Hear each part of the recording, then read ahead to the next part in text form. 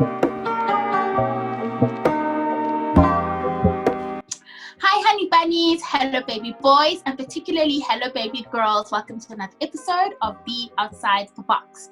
So for this series, we're going to be profiling a lot of women because in South Africa, August is Women's Month. Yay! Welcome to Zooming In on the Topic. It's us three again on your computer screens or your cell phone screens. If you guys haven't already subscribed, please hit the subscribe button and like the video. Lizzo, do you want to tell the people what we'll be doing today or getting into this month? Sure. So this video is really just to touch on, the kind of spaces that we have to navigate as women, whether it's your body or in a different environment, being at work or at home, in a relationship, a friendship, or an intimate relationship. And we thought it was really relevant to do it for the month of August because in South Africa it's obviously Women's Month.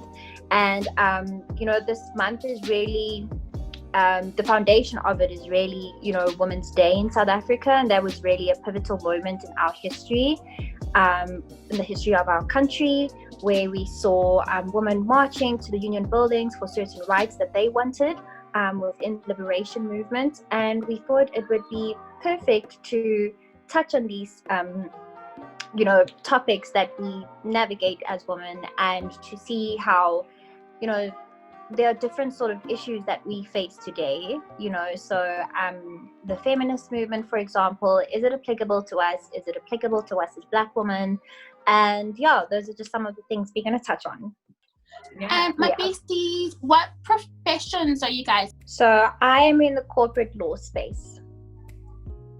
I'm in the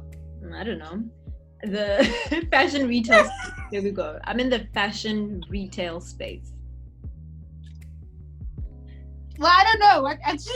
Legit, I don't know what space I'm in. I guess it's the organizational development space currently. What do you enjoy about womanhood or your womanhood, however you define it?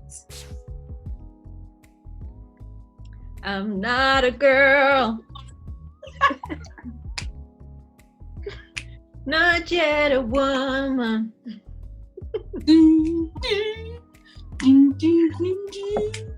All I need is time. A moment's mine. What a minute between. Okay, I enjoy it.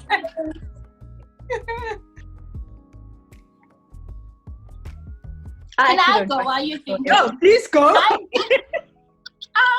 What I enjoy about my womanhood, I think I enjoy femininity. I think there's this kind of concept or this understanding that like femininity means weakness, or that you're not strong. But I think I just enjoy being able to tap into that and the girly side of being able to like apply makeup, or like wanting to wear like a dress. I really love dresses and skirts. So yeah, I just think femininity is a beautiful thing. There's a sensuality to femininity that I really like, and that's what I enjoy about my womanhood. Mbogoto. Since I'm fat, Mbogoto. I hate your face.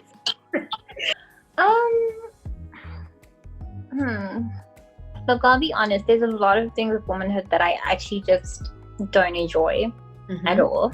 But I think the one thing I really enjoy is how women are able to turn nothing into something. Women are able to bring a human into this world. Women are able to turn a house into a home. It's little things like that for me. But yeah, there's not much I enjoy about womanhood, to be quite honest. So I won't comment too much on this. Oh, my bestie, what don't you enjoy about womanhood? God. Everything always just has to be justified and explained, Where your hair a certain way, it has to be explained. If you want to be dominant in a relationship, it has to be explained. or justified, you know, being on your periods, for example. I fucking hate that shit, you know. And yeah, it's just constantly feeling like you have to catch up to this standard of being equal with men. When Luzo was speaking, guys, like I just think with women there's always like the extreme ends of one thing. Like there are two dichotomies that you always have to like be in. Like you can't, for example, like you can't like sex too much, or like if you don't like sex at all, you're prudish. You can't, like, if you want a man who's financially stable, that means you are a gold digger. But if you're not, then you're this independent woman who you don't want men to be around. Like we can't just exist on a spectrum. Like it's either you have to really like pick a side in order for whatever decision you have to be valid. And I think women aren't always afforded the opportunity for like just being like, I just want to exist, and that just to be okay. Like you said, you always have to pick a side for something.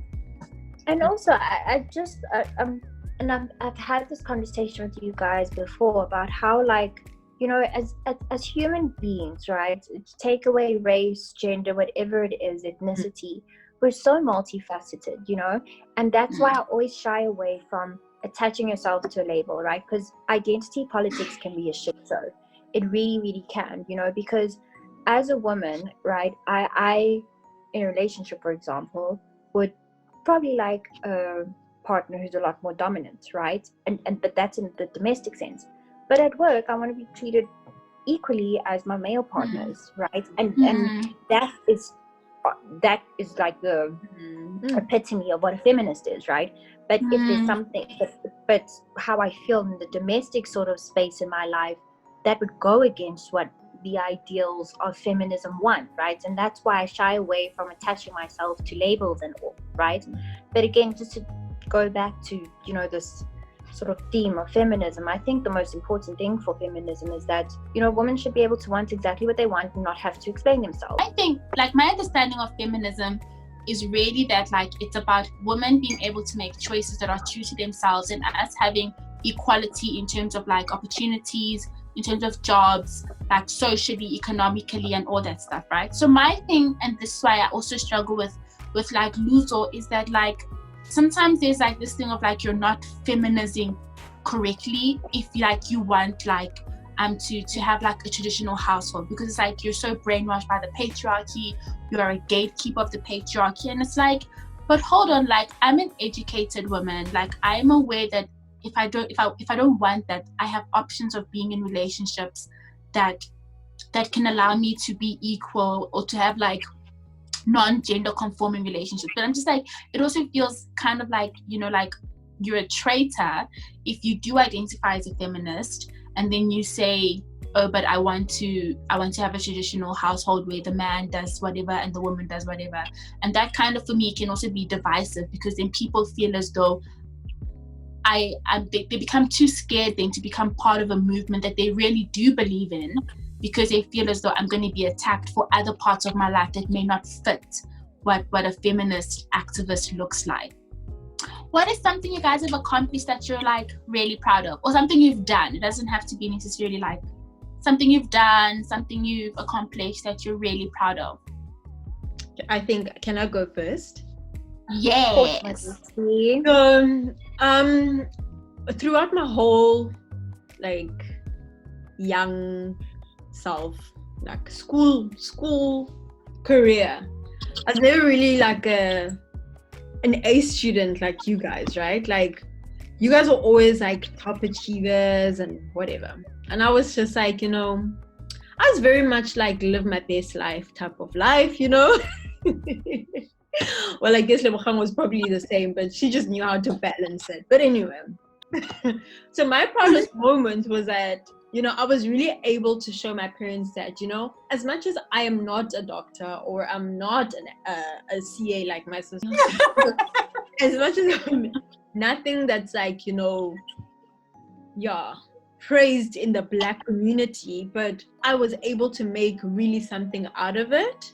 I studied fashion. I couldn't get a bursary, but when I did start working, I made sure that, you know, I start working from like the get-go, whereas my parents don't have to be like, oh, that's why we didn't want her to study fashion. Now she's sitting at home with no job. I made sure that any job that comes my way, I get it. So I've been very fortunate to be like, getting a job has been quite easy for me. I've been very blessed in that sense. But I think what I'm most proud of, something that I've accomplished, is being able to work overseas, you know, and at the tender age that I was at, you know. I mean, not many people my age, my profession, my industry can say that they have. So that's what I'm very proud of that. And I didn't, you know, everything that I've worked, you know, everything that I've worked towards, really, I, like Lebkhang would say, I was, what do you say, my bestie? What's that word that you like to use? You need to be proactive. I was the one that was proactive in getting everything that I've accomplished thus far. So no handouts, black stereotypes. So yeah. Oh, my bestie. You know, and you know, when I got to varsity, I think I didn't really know who I was, you know, and it was always just based on like outputs of achieving things. And I think, you know, maybe this actually was an accomplishment for me. I decided in first year that I'm not going to join certain societies just to, you know, achieve and be great and all. And I just decided I wanted to do my own thing, you know, and so I kind of shied away from like taking positions in student bodies and being in leadership positions in certain societies, because I just felt like this was the time for me to find myself out of achieving all the time. And yeah, that's something I can be very proud of. And yeah, my besties, you know, you guys know the past year and a half have been a lot.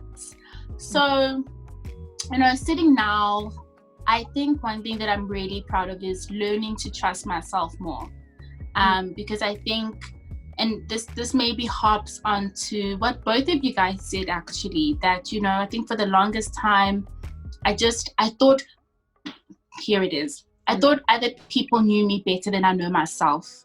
And I thought that I needed the validation for people to be like, of course you should do 1, 2, 3, and that was the affirmation. And I came to realize, my basis, that actually I know more about me and what I need and what I want. I'm just learning to trust myself more. I think I've been happier with a lot of the decisions I've made in the past 6 months of this year, because they were for me and they came from me. What do you guys think is one of the biggest challenges facing women? It can be in a South African context, it can be in the industry you find yourself in, however. But yeah. This is a sore topic for me, because I feel like the list is quite endless. Topics surrounding women in South Africa. It's really, it just makes you just like sigh, because I feel like it's and I don't want to sound like a pessimist, but it feels like it's a never-ending battle, or rather, it's not even a battle that seems to be going anywhere, you know, in terms of getting it better, because I feel like we're still fighting issues and problems that our mothers and our grandmothers fought many decades ago, and in 2020 we're still fighting the same thing. So for me, it's one of those, like, it exhausts me actually to think about that, my bestie. My bestie, I completely agree with you in terms of, like, you know, the generational issues that are just passed on to us. And I think for me, it really boils down to how we are socialized growing up, right? And what I've found is that, and you're absolutely right, my bestie, this is something that existed with our grandmothers, that existed with our mothers,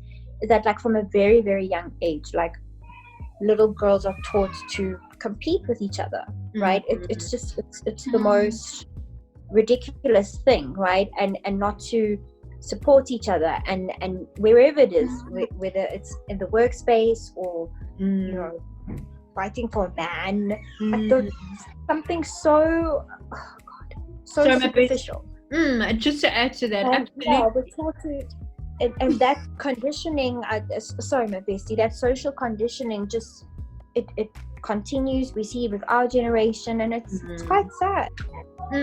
How I think, even though, okay, let me say this rather, I do, however, think that, with everything going on in society in South Africa, gender-based violence, femicides, all of these topics that are just like part of the South African pandemic. I do feel like, these have, however, in a sense, led to women, coming together. And I feel like there are sisterhoods forming. And I mean, you can see it with these sort of platforms. And guys, it's not just Be Outside the Box. There's so many platforms that are just like women of color or just women in general, just, rooting for each other. And I think that is a narrative that is really on everybody's lip, or every woman's lip, or not even on their lip, but on their mind, that they're very, aware of, that women are starting to become one. Women are starting to like take each other's side. And I think, as much as things are happening in the world, maybe that's one of the good things that has come from it. Yeah. I've been watching a lot of documentaries on like artists from like the 90s, where I'm just gonna make an example of Brandy and Monica. Why couldn't Brandy and Monica exist together and be Brandy, Monica, or if they want to do a duet, do a duet? Yeah. Where in the 90s, even now, my bestie, even now, so like Nicki Minaj and Cardi B, for some reason, why do they can't coexist. You know what I mean? There has to be this thing of like, who's the better rapper? Absolutely. And it's just like, absolutely, they can both be really amazing. 100%, my bestie. And this is something that I think is because there's also currently right now, just with like, I think from last year, September particularly, with the passing of the girl from Cape Town, Unene, was that her name? Yeah. Where I just think, I don't know where they expect girls to thrive when we just carry on being scared. I don't know about you guys, but like I didn't care much, my basis. I don't even want to lie. Like, before I got mugged, I did not care. I would walk around, be like, I feel safe, because I think it's something that I was very much it wasn't really a reality, because I'm just like, I was never close, my besties. And then like after the whole mugging, and then I realized that like I would, like, even when guys, like if I'm driving, my besties, and like a guy just pops up, shame, and it can be a guy who just like passing to go to the other side of the street, like it's not even the guys who's standing at a corner. Like if a guy just pops up, like I get scared, like my heart races, I get noticeably scared. So I just think, I just don't have to speak more about it, but the fact that like women continue to walk around having to be scared about where they are, and it's either like our parents are policing us, we're self-policing, or like, and it's not an act of like trying to out of control, but I think just because of the reality of having a girl child, and the fact that, like the world that we live in, and how things, it's either you're being sexually harassed, or there's violent like catcallings, even stuff like that might be. So I just think that there's this sense of always having to like watch out for where you are, how you dress in particular spaces. You can't go to a taxi rank with a skirt because men are gonna harass you. Stuff like that just always makes me feel like it's such a pity that we have to always be on guard wherever we find ourselves in, Yes, beats. What I wanted to say is, it's just something I was thinking about now with everything you guys are talking about, is this, I get the idea that, as women, we need to be united and stand as one. But I think one of the issues we're still facing today is that, in the world we live in, particularly in the South African context, there's layers of how our society is structured. So it's class-based, it's race-based, it's ethnicity-based, And I think we need to be very careful with this idea of having, one voice for women, right? Because the kind of struggles that are being faced by a Black woman who's been raised in a very privileged way is not the same as a girl who has grown up without resources, who has maybe grown up in a more sort of patriarchal sort of ethnicity. You know, we have very different problems, and I think it's important to consider those nuances when we fight on for this thing that women should have one voice. And I'm not against it, but it's important to consider those nuances. And that's something that came about in the 1960s feminist movement, you know, and you saw the breakaway of a lot of Black women who sort of broke away from the feminist movement because it mainly represented what white European, or rather Western women wanted in terms of the rights that they wanted, you know. And so that resulted in the breakaway and having a Black feminist movement, you know. But even within the Black feminist movement, you have more layers where you have people who are more privileged than others. And so I think it's very important that when we have these conversations, we're thinking about that. And, you know, just because you're a Black female does not mean you represent every single Black female, you know. 100%, my bestie. Yeah. However, my bestie. Okay, yeah. That being said, but I do think that it's important for women to be caring about each other. You know, I do think that as much as a woman who grew up in Sandton and a woman who grew up in Soweto, they don't understand each other from, you know, a bar of soap. From a bar of soap, exactly. They don't understand each other's upbringings. But I do think that it's important that they're considered in each other's minds, because for me, I think it's very important that women come together, especially outside of what they know. Because if I'm just rooting for women that are only in my class or in my race or in my generation or whatever, I do think that it's also contradictory, because why am I turning a blind eye to other women that are probably facing similar things? Because as women, regardless of where you come from in South Africa, we all can share similar stories about, you know, catcalls and, you know, being harassed at wherever. So for me, I just feel that, for me, I just find it very important that women are considering each other, my bestie, and not, I just feel like women consider each other. I completely agree with you, my bestie, and I mean, no way advocating for women like not to consider each other, but I'll use a very sort of simple example. A few years ago, the Johannesburg Metropolitan government basically was pushing for this whole eco-friendly week in the Sandton CBD, you know. And so it was basically where people couldn't use their cars, they had to use bicycles or walk to work, you know.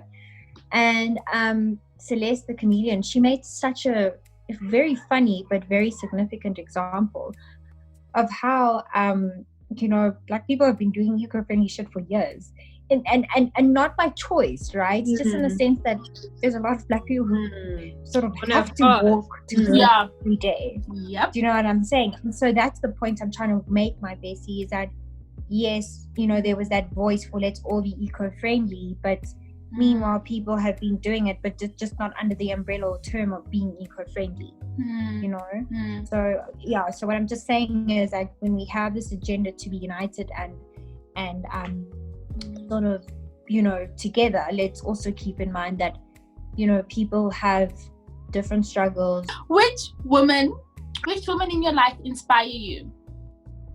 In my life? For me, does it have to be immediate life? It could be somebody you know, you don't know personally. It can be a celebrity. It could be your dog. You don't have one, but you know, it could just be any woman, my bestie, who you look at and you feel inspired by. Can I go? Yeah, of course, my bestie.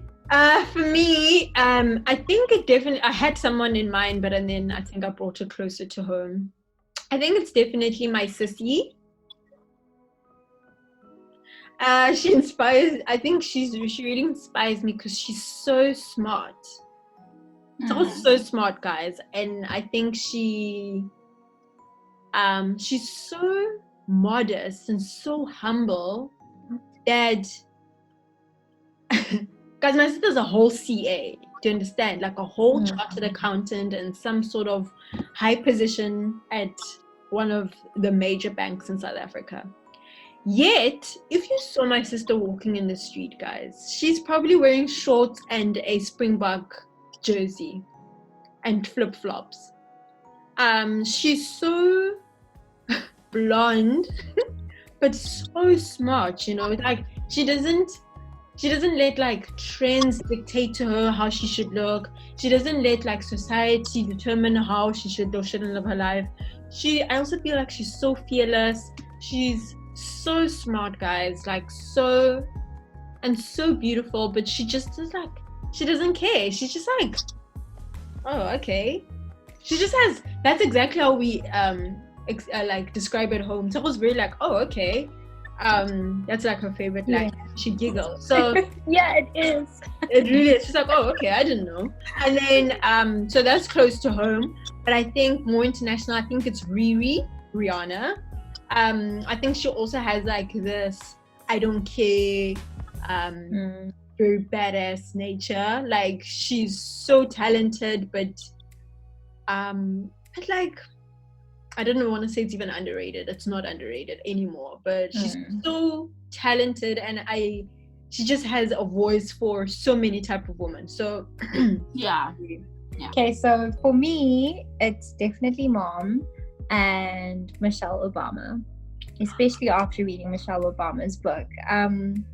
Yeah, I think there's a lot I could resonate with, just in terms of how her identity for her growing up was always just attached to achievements, you know, and how she was just able to break away from that mold, and also just not be in the shadow of someone like Barack Obama. If anything, she made him, to be quite honest. And I just loved her story, loved her journey, and yeah, she's such an inspiration to me. Read the book, all 600 pages of it, and yeah, I love her. This is gonna sound like such a cop-out answer, but it's I genuinely do believe this might be. It's that I am inspired by different women for different reasons. I think there are so many things. I know.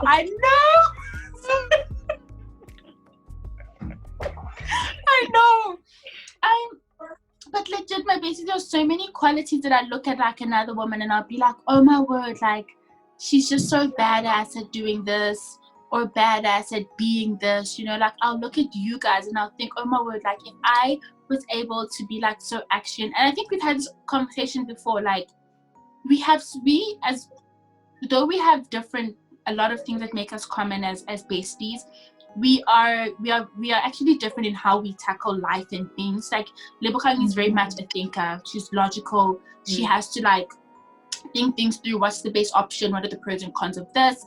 And Tuzo, you're very much like a doer. You're actually like, okay, so I want to do this, and these are the things on the to-do list that are going to get me there.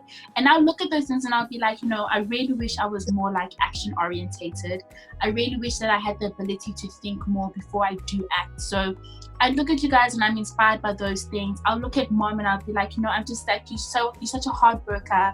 You brought up 2 girls, you know, you always, like you guys were saying in the beginning, how like women are just able to make things happen. And I just tell my basis, I look at women and I think I like people who are just different, and I'm inspired by the differences. And I know that's like such a answer, but like legit, like my sister's things like, guys, she's such a straight talker. She'll say things and like she'll mean them. And like she won't like buckle when people pressure her to be like, but why did you say this? She'll be like, yes, I did say that because I mean it. And like that's what I stand for. So things like that, my besties, I always look and I'm just like, guys, we got to our final question. Thank you so much. And just one final thing. What would you tell your younger self with everything that you know now, especially? For me, it would literally just be, you are enough. Yes, gal. And that's full enough? Stop. Full sentence. I think for me it would be that don't be pressured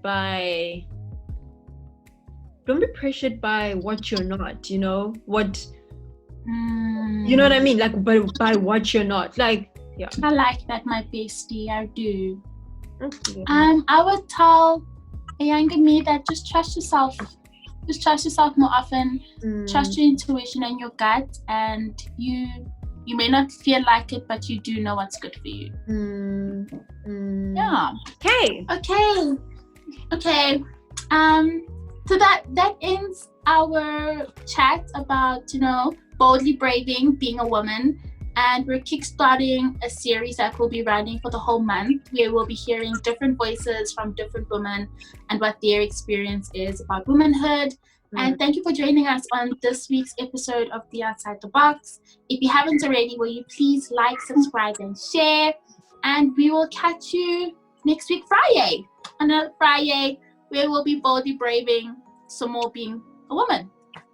Thank you for joining us, honey bunnies, baby boys, and more importantly, thank you to all the baby girls.